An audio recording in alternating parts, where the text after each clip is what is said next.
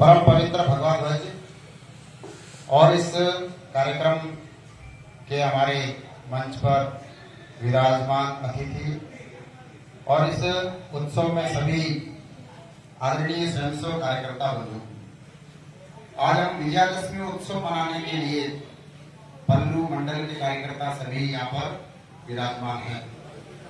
वैसे विजयादशमी तो 2 तारीख को थी, लेकिन 2 तारीख से लगाकर 12 तारीख आज तक पूरे देश भर में प्रत्येक मंडल तक ये विजयादशमी उत्सव के कार्यक्रम, संचलन के कार्यक्रम ये मनाए जा रहे हैं। पूरे देश भर में लगभग 1,38,000 मंडल है, तो हर एक मंडल पर ये ऐसे उत्सव हुए हैं। हमारे इस हनुमानगढ़ में लगभग 65 मंडल है और 45 बस्तियां हैं। सभी मंडलों के ऐसे कार्यक्रम हुए हैं। ये जो विजयादशमी उत्सव जैसे नाम आता है तो वैसा ही इसका स्वरूप है। विजयादशमी मतलब विजय ही विजय है। और इस दिन भगवान राम ने अधर्म पर धर्म की विजय पताका फहराने का काम किया। विजयादशमी के दिन और रावण का वध करके और एक मानवता को जीवन देने का काम किया, एक सभ्यता को और स्थापित करने का काम किया, सनातन की ध्वज पताका फहराने का काम किया।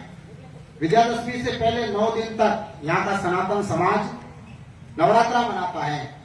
9 दिन तक साधना करता है, भक्ति करता है, अर्चना करता है, ताकत का संचय करने का काम करता है और क्षय का और एक भाव स्थापित करने का काम करता है। 10वें दिन शक्ति का प्रदर्शन करता है। आज हमने शस्त्र पूजन किया है, तो शस्त्रों का बड़ा महत्व है। जहां रक्षा करने का भाव स्थापित करना है उसके लिए शस्त्र जरूरी है। शास्त्रों की रक्षा करना है तो शस्त्र जरूरी है। धर्म संस्कृति सभ्यता की रक्षा करना है तो शस्त्रों की आवश्यकता है। और शस्त्रों का ज्ञान होना चाहिए, उसका भान होना चाहिए, समय समय पर संभाल होनी चाहिए, समय समय पर उनका शिक्षण होना चाहिए। हमारे घरों के बाहर गेट पर अगर बैल आता है तो यहाँ के समाज के लोग पानी लाकर उसको बैल को भगाने की कोशिश करते हैं। मतलब ऐसी परिस्थितियां हैं कि घर के अंदर लाठी तक नहीं है। कुत्ता आता है तो चप्पल फेंक कर उसको दूर भगाने की कोशिश करते हैं। अगर कोई दुश्मन आता है और ऐसा कोई आतंकवादी अगर हमारे घरों में घुस जाता है तब तो कुछ भी नहीं कर पाओगे। इसलिए शस्त्र जब रहेंगे तो आप अपने आप को दुगना महसूस करोगे, हिम्मत वाला महसूस करोगे, ताकत वाला ऐसा भाव लगेगा। इसलिए शस्त्रों की अति आवश्यकता है। और जो शक्ति का संचय करता है, जो शक्ति का पूजन करता है, वो देश, धर्म, संस्कृति, सभ्यता स्थायी रूप से बनी रहती है। इसलिए ताकत और इसका बहुत बड़ा संगठन का भाव हर समय स्थायी रूप से बना रहे, इसके लिए एक भी शस्त्रों का महत्व है। विजयादशमी उत्सव भगवान श्री राम जी के जीवन के साथ में जुड़ा हुआ एक विषय है। भगवान राम जिनको प्रातःकाल सुबह राज्याभिषेक होने वाला था, राजा बनने वाले थे, पिताजी की आज्ञा के कारण से उनको 14 वर्ष तक वनवास में जाना पड़ा। अगर आज का बालक होता तो पुलिस को फोन करता, कहता कि पिताजी का आज दिमाग खराब हो रखा है, इसलिए मेरे को 14 वर्ष तक घर से बाहर निकाल रहे हैं। अगर आज का विद्यार्थी, आज का बालक होता तो यही करता। लेकिन मर्यादा पुरुषोत्तम भगवान राम अपने पिताजी का एक आज्ञा का पालन करने का काम करते हैं और 14 वर्ष तक वनवास के लिए वो चल पड़ते हैं। प्रति उत्तर नहीं देते हैं, प्रति प्रश्न नहीं पूछते हैं, किस लिए मैं वनवास क्षेत्र में जाऊं, किसने कहा, क्यों जाऊं, कारण क्या है, कोई उत्तर नहीं, कोई प्रश्न नहीं। जैसे पिताजी ने आज्ञा बोली और प्रातःकाल सूर्योदय से पहले बिना चप्पल, बिना रथ लिए वो वन क्षेत्र में जाते हैं। ये वन क्षेत्र में जाने की आज्ञा पिताजी ने, दशरथ जी ने दी, लेकिन वन क्षेत्र में जाने की इच्छा किस किस की थी? तो ध्यान में आता है कि उस समय का काल परिस्थिति ऐसी थी कि वहां पर राक्षसों की आगताई के कारण से वहां का सामान्य समाज बहुत परेशान था और इस परेशानी से दूर निकालने के लिए हर एक की इच्छा थी कि दशरथ का जो पुत्र राम है, अगर वो इस क्षेत्र में आएंगे तो हमारे को समस्याओं का समाधान करेंगे, हमको इन दुखों से बाहर निकालेंगे, इन कष्टों से बाहर निकालेंगे, हमको एक सुखमय जीवन देने का काम करेंगे। लेकिन उनको कहे कौन? उस समय के ऋषि मुनियों को परेशान करने वाले राक्षसी वर्तियों के लोग और वहां के मानवता को परेशान कर रहे थे। और इसका समाधान एक ही मात्र था, राम अयोध्या से निकले, गांव गांव के अंदर जाए और समस्या का समाधान करे। राम जी को 14 वर्ष के वनवास की इच्छा जो है वहां के ऋषि मुनियों की इच्छा थी, वहां के समाज के धर्म प्रेमियों की इच्छा थी, वहां की मातृशक्ति की इच्छा थी, वहां के सामान्य समाज की इच्छा थी कि भगवान श्री राम अयोध्या से निकलकर और वन क्षेत्र में जाए, समस्याओं का समाधान करे। जब परिस्थिति ऐसी आती है, वन क्षेत्र में जाते हैं, वनवास के अंदर जैसे वो आगे बढ़ते हैं तो बहुत सारे लोग उनको मिलते हैं, बहुत सारे लोग कहते हैं कि हमारी ये समस्या समाधान करो, हमारे साथ में ऐसी ऐसी घटना हुई, इसका समाधान करो। और ऋषि मुनि उनको कहते हैं कि भगवान राम रुकिए, सामने जो पहाड़ दिख रहा है वो पत्थरों का पहाड़ नहीं है, वो हड्डियों का पहाड़ है। यहाँ का जो सज्जन मानव समाज है, धर्म प्रेमी समाज है, यहाँ के ऋषि मुनि है, उनको मार मार के राक्षसों ने हड्डियों का ढेर लगा दिया है।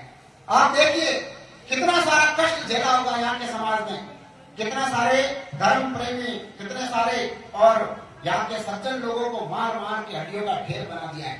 भगवान राम एक दृष्टि से उस पहाड़ को देखते हैं, मानव की हड्डियों के पहाड़ को देखने के बाद में एक मन में संकल्प लेते हैं, प्रतिज्ञा लेते हैं और धनुष उठाकर क्या कहते हैं, जब तक मैं इन राक्षसों का इस धरती से मूल से नष्ट नहीं कर देता, तब तक मैं मेरे हथियार को नीचे नहीं रखूंगा, मैं अयोध्या नहीं जाऊंगा। ऐसा एक संकल्प लेने का काम करते हैं, शपथ लेने का काम करते हैं, प्रतिज्ञा लेने का काम करते हैं। और उस समय के क्षेत्र के अंदर जितने भी आदिताई थे, जितने भी राक्षसी वर्ती थे, उन सब लोगों का सामना करने के लिए वो चल पड़ते हैं। सबसे पहले समाज को संगठन करने का भाव लगाते हैं, वहां के लोगों से मिलने का काम करते हैं, धर्म प्रेमियों के लोगों से मिलने का काम करते हैं। और भगवान राम गांव गांव जाते हैं, ढाणी ढाणी जाते हैं, झोंपड़ी टू झोंपड़ी, खोपड़ी टू खोपड़ी जाकर लोगों से मिलने का काम करते हैं, प्रत्येक व्यक्ति को गले लगाने का काम करते हैं, हर एक धर्म प्रेमी को साथ में लेने का काम करते हैं। और जितने भी राक्षसी वर्ती के लोग थे, आज के हम भाषा में कह सकते हैं, ऐसे डकैत, ऐसे चोर, ऐसे लुटेरे, ऐसे हिस्ट्री सीटर, ऐसे जो धमकियां देते हैं फोन पर और पैसा लूटने के लिए, और बुक्की वाले, ऐसे कितने भी उस समय की राक्षसी वर्ती के जो लोग थे, उनका सामना करने के लिए समाज को संगठित करते हैं। और उसका उन राक्षसों का जो सबसे बड़ा राजा था वो रावण था। रावण कितना बड़ा ताकतवर था, उस समय की काल की जितनी भी ताकतें थी उस रावण के पास थी, जितने प्रकार के हथियार थे रावण के पास थे। आज का जैसा अमेरिका है वैसा रावण था। अमेरिका किसी भी देश को लूटता है, किसी भी देश को और नीचे गिरा देता है, किसी भी दोनों देशों के बीच में युद्ध प्रारंभ कर देता है, किसी भी देश की अधोगति अमेरिका कभी भी कर लेता है। ऐसा ही रावण इतना शक्तिशाली था, इतना ताकतवर था। इतने ताकतवर रावण के सामने और सामना करना है, इसलिए ताकत की आवश्यकता है, संगठन की आवश्यकता है, बल की आवश्यकता है। राम जी ने और वहां के वनवास क्षेत्र के अंदर जो लोग थे उनका संगठन करने का काम किया। जब लंका पर चढ़ाई की थी उस समय राम जी के साथ में लगभग 5.5 लाख लोग थे। वो कौन लोग थे? वो किसी राजा के नरेश थे क्या? वो किसी राजा ने भेजे हुए सैनिक थे क्या? कहीं के सैनिक नहीं थे, कहीं के राजा के नरेश नहीं थे। कौन थे?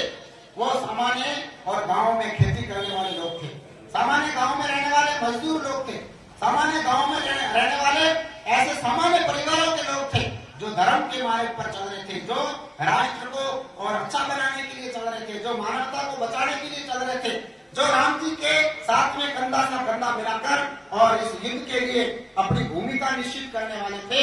ऐसे 5.5 लाख लोग राम जी के साथ में चलकर और लंका पर वहां पर और चढ़ाई की। लंका पर चढ़ाई करने के बाद में युद्ध के अंदर रावण को धूल चढ़ाने का काम किया। सामान्य समाज जब संगठित होता है, जो धर्म प्रेमी और धर्म के मार्ग पर चलने वाले लोग, सज्जन लोग जब एक होते हैं, तब कितनी बड़ी समस्या सामने क्यों नहीं हो, उन समस्याओं का पार लगा ही देते हैं।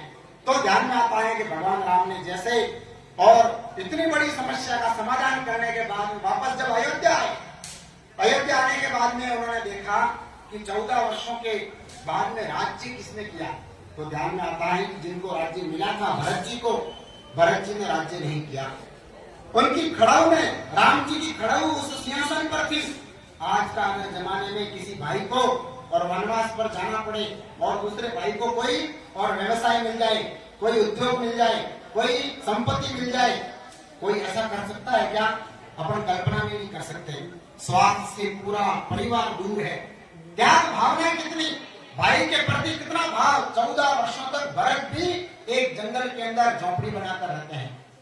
14 वर्ष तक सिंहासन पर वो खुद नहीं बैठते हैं, राम जी के और पादुकाएं रखकर और वो राज्य करने का काम करते हैं। 14 वर्षों तक अयोध्या के अंदर कोई मांगलिक कार्यक्रम नहीं होता है।